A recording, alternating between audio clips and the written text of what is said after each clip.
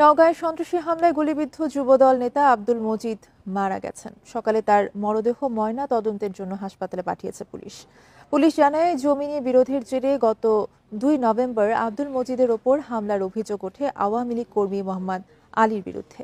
এ সময় তাকে লক্ষ্য করে গুলি করে আলীর লোকজন। বাধা দিতে গেলে মজিদের 2 ভাইকেও কুপিয়ে জখম করে তারা। পরে মামলা হলে গ্রেফতার করা হয় আরিফ দেওয়ান সহ 4 জনকে। 19 দিন হাসপাতালে চিকিৎসাধীন থাকার পর গত শনিবার বাড়িতে আসেন মজিদ।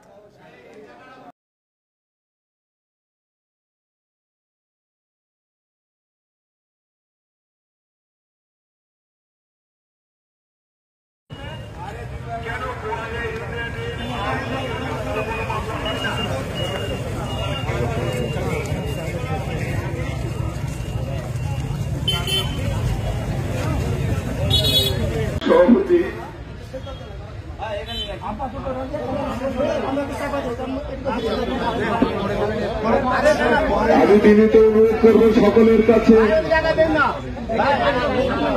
ছোট ভাই হিসাবে, সহকর্মী হিসাবে আপনারা তাকে ক্ষমা করে দিবেন। আমি আরেকটি অনুরোধ করব সবার কাছে, মৃত্যুর পরে আমরা ক্ষমা চেয়ে নিই।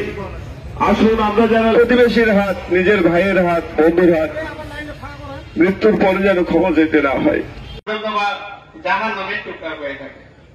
সেই মায়ের সম্পর্কে আমরা সকলে অবগত।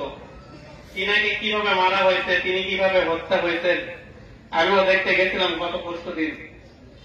পরিশেষে আমি এতটুকুই বলতে চাই যে আমরা সকলে দোয়া করব, আল্লাহ পাক যেন তিনাকে জান্নাতের উচ্চ মাকাম দান করুন। আর কিতাবের মধ্যে রয়েছে, যদি এইভাবে হত্যা করা হয়, এই হত্যাকৃত ব্যক্তি যদি নির্দোষ হয়ে থাকে, তাহলে আল্লাহ পাক তিনাকে হুকমি শহীদের মর্যাদা দান করবে। সকলেই তিনার জন্য দোয়া করব, আল্লাহ পাক যেন তিনাকে জান্নাতের উচ্চ মাকাম দান, উত্তম বিচার এবং উত্তম ফয়সালা করে দেন। এবং তিনার পরিবারের পক্ষ থেকে বলা হয়েছে, তিনার